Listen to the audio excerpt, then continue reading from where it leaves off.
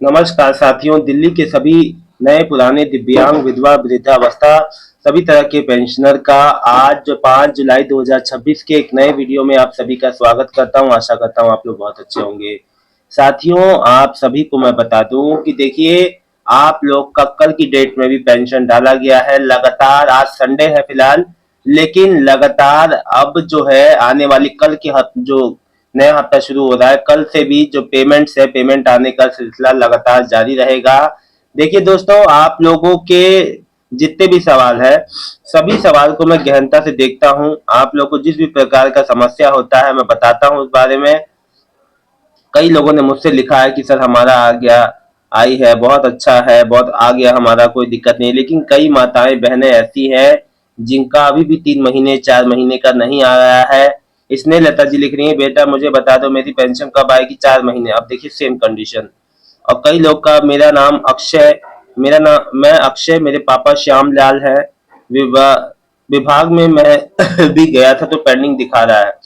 अच्छा, श्यामलाल सिंह, इनका मतलब ये है कि इनका अच्छा पेंडिंग दिखा रहा है। देखिए अब सॉरी, मैं आपको पूरा प्रोसेस बताऊंगा कि एक जो पेंशन जब आप अप्लाई करते हैं तो पूरा क्या प्रोसेस होता है, क्या क्या चीजें होती हैं जिसके बाद आपको आपकी पेंशन मिलती है।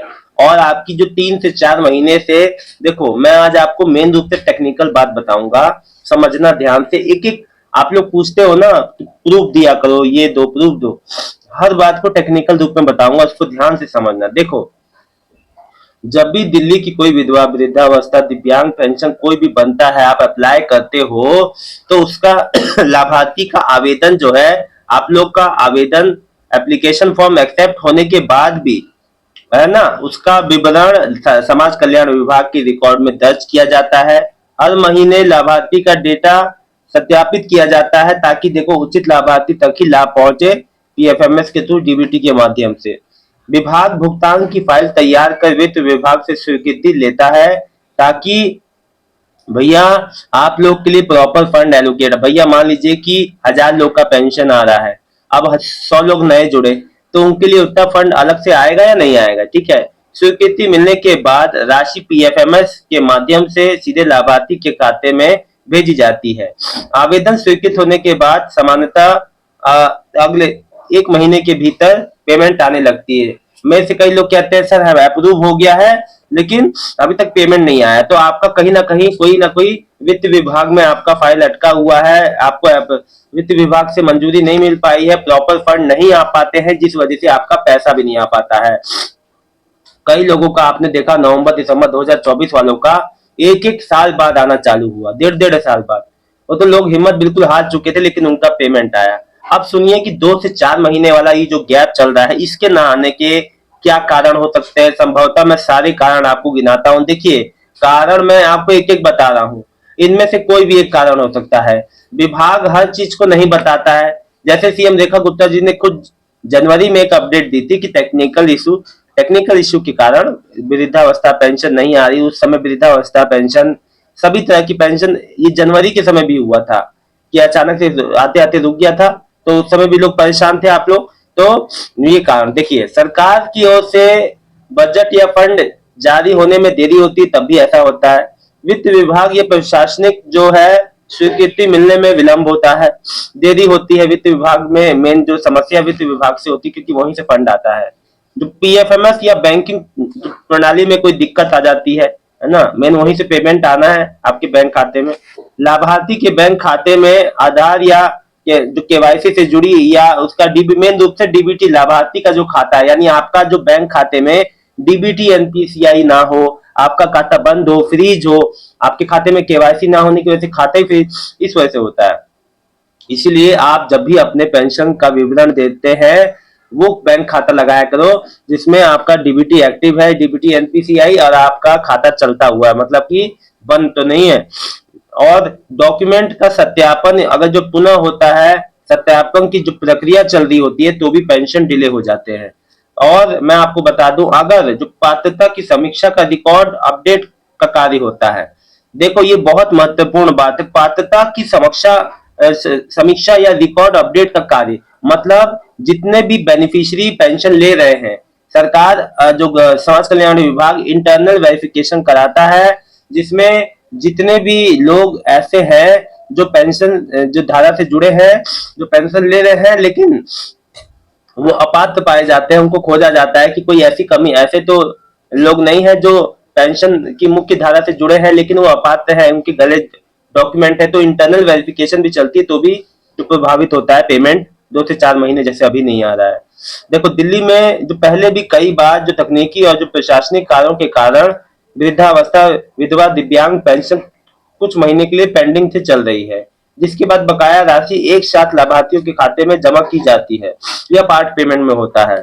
देखिए जो बकाया लगता है उसको कहते हैं एरियर, एरियर के रूप में आपका बकाया लग जाता है। लेकिन सबसे बड़ी बात आप लोग ये पूछते होंगे, देखिए अब मैं आपको बता दूं, दिल्ली के पेंशनियर का मैंने एक चीज देखा है, मैं पिछले 1 डेढ़ साल से यही देख रहा हूँ कि अभी जैसे जनवरी में अपडेट आई थी कि 63,844 महिलाओं का नाम जो है कट गया है विधवा पेंशन से। किसी ने छोड़ी दुनिया तो किसी का दोबारा शादी हो गया, है ना। तो अब फिर इसमें क्या हुआ कि 63,000 में से लगभग 84%, लगभग जो 52,000 कुछ लोगों का फिर से नाम को बहाल कर दिया गया। अब सुनिए ठीक, अब विधवा पेंशन के लिए वेरिफिकेशन पर दिल्ली सरकार का बड़ा आदेश जो तय की गाइडलाइन। अब ये मैं पहले की अपडेट बता रहा हूँ, मार्च की, जो इंदिरा गांधी वाला पेंशन था। देखिए अलग अलग अभी भी ये अपडेट आई थी जो जून में कि जुलाई के अंत, ये जून के अंत तक आप लोग का सभी का वेरिफिकेशन, बायोमेट्रिक वेरिफिकेशन होगा सीएससी के थ्रू। तो नई नई अपडेट चीजें आती रहती है। ये सीएससी के थ्रू जो दिल्ली में बायोमेट्रिक वेरिफिकेशन होगा, ये मैं साल भर से सुन रहा हूँ और अभी तक वो नहीं हो पाया है। तो जब चीजें हो जाए तब उस पर विश्वास किया कीजिए। और देखो देखो अभी फिर एक और अपडेट आई थी कि जो दिल्ली सरकार में वृद्धावस्था पेंशन पाने वालों पर मंडरा करता सरकार करने जा रही है बड़ा बदलाव। दिल्ली सरकार वृद्धावस्था पेंशन के लाभों को अपात्र लाभार्थियों को हटाने का के तरीके का अध्ययन करेगी। देखिए अध्ययन की बात पे आऊं तो मैं आपको बता दूं कि देखिए यही कारण है, सरकार जो है हर साल कोई ना कोई अपडेट करती है, अपने रिकॉर्ड्स को खंगालती है, जो बेनिफिशियरी के अकाउंट को देखती है, नए लाभार्थी जो जुड़ रहे हैं उनको भी वेरीफाई किया जाता है, क्योंकि सरकार नहीं चाहती कि कोई भी अपात्र व्यक्ति मुख्य धारा की पेंशन से जुड़े, है ना। यही कारण है, इसीलिए ये सब देरी घुमा फिरा के होता है।